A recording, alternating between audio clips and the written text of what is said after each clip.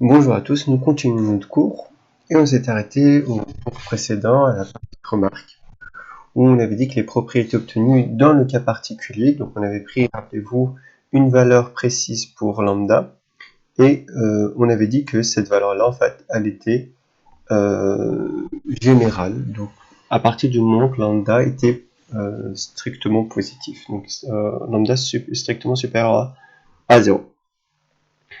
Ainsi, nous observons que la fonction f satisfait aux trois conditions caractérisant une fonction de densité, mais celle-ci est définie sur 0 plus l'infini et non sur a, b.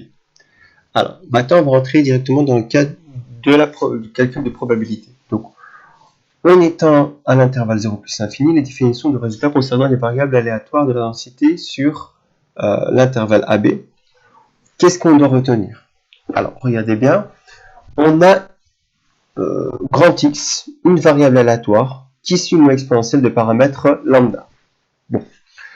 Pour tout x1, x2, incluant dans 0 plus l'infini, la probabilité pour x appartient à notre intervalle x1, x2, c'est quoi finalement? C'est l'air. Rappelez-vous, c'est l'air, donc c'est l'intégrale de x1 à x2 de lambda exponentielle de moins lambda t dt. Voilà. En particulier pour tout x, petit x ici, supérieur ou égal à 0, donc la probabilité pour que notre variable aléatoire grand X soit inférieure ou égale à petit x, c'est quoi? Alors c'est de 0, d'accord? Donc c'est l'intégrale lambda t, lambda exponentielle moins lambda t dt aux bornes de 0, x. Voilà, donc si on prend une petite variable, une variable grand x, une variable petit x, pardon, donc ça va être de 0 jusqu'à x. Voilà. Bon, alors on va prendre un exemple. On reprend notre exemple où lambda est égal à 0, notre paramètre lambda est égal à 0,02. La probabilité que grand X, donc notre variable aléatoire, prenne une valeur comprise entre 20 et 50, c'est quoi? Donc c'est P, la probabilité pour notre variable aléatoire grand X appartient entre cet intervalle-là, 50, 20. Donc imaginons que vous avez une courbe qui est comme ça, d'accord? Donc elle fait comme ça. Et nous, ce qu'on veut, c'est la valeur 20 jusqu'à la valeur 50. Donc nous, ce qu'on veut, c'est calculer finalement cette aire-là. D'accord? C'est calculer cette aire-là. Ça sera tout simplement l'intégrale de 20 à 50 de lambda exponentielle moins lambda t. Donc, avec lambda qui vaut 0,02. Donc ça fait l'intégrale de 0,02 exponentielle de moins 0,02 t dt de 20 à 50. Donc, ça nous donne quoi? Alors, ici, on peut calculer donc sa primitive, d'accord? Une primitive. Donc, c'est moins exponentielle de moins 0,02 t.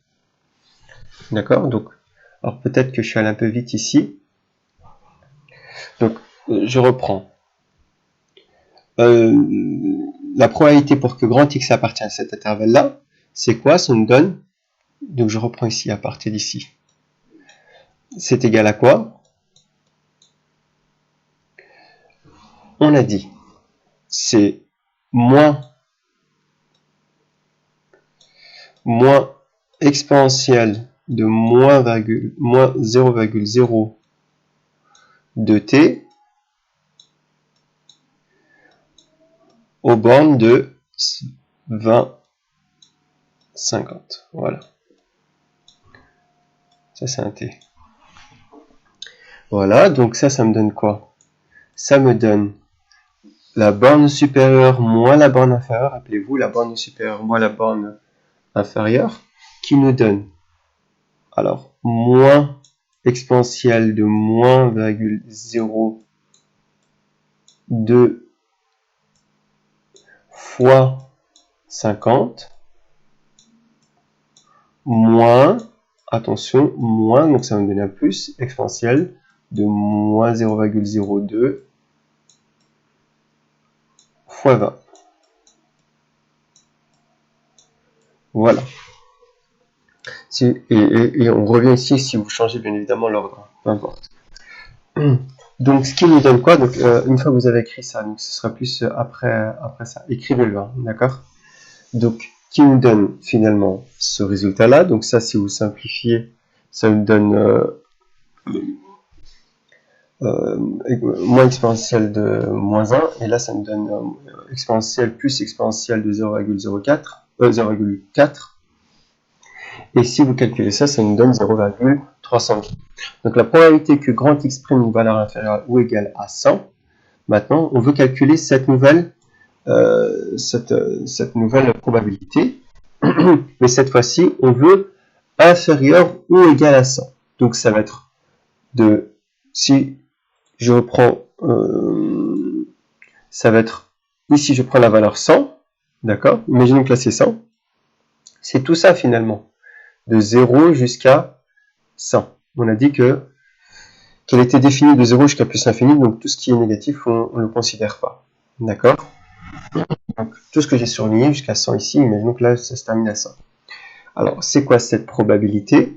Donc finalement ça va être la même chose cette fois-ci, mais on va prendre l'intégrale aux bornes de 0 jusqu'à 100, de toujours la même fonction, donc avec les mêmes paramètres 0,02. Donc ça ne change pas ici, sauf qu'ici on va juste changer les bornes. Ça va donner quoi? Ça va nous donner exponentielle de 0 qui nous donne 1, rappelez-vous, moins exponentielle de ça fois 100, ça nous donne moins 2, qui nous donne un résultat. Voici donc 0,865. Voilà.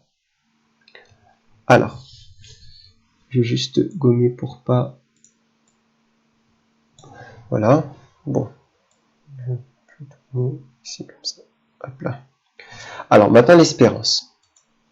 L'espérance, rappelez-vous, l'espérance, si on fait un grand nombre de fois l'expérience aléatoire, c'est ce qu'on espère avoir si on le fait un grand nombre de fois.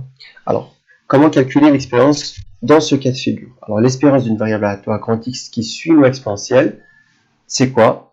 C'est la limite déjà, lorsqu'x tend vers plus l'infini de notre intégrale de 0 à notre petit x ici, attention c'est le petit x, de t f de t dt, où f est la fonction de densité. Bon, alors là c'est juste la définition, donc on va voir qu'est-ce que ça nous donne au final.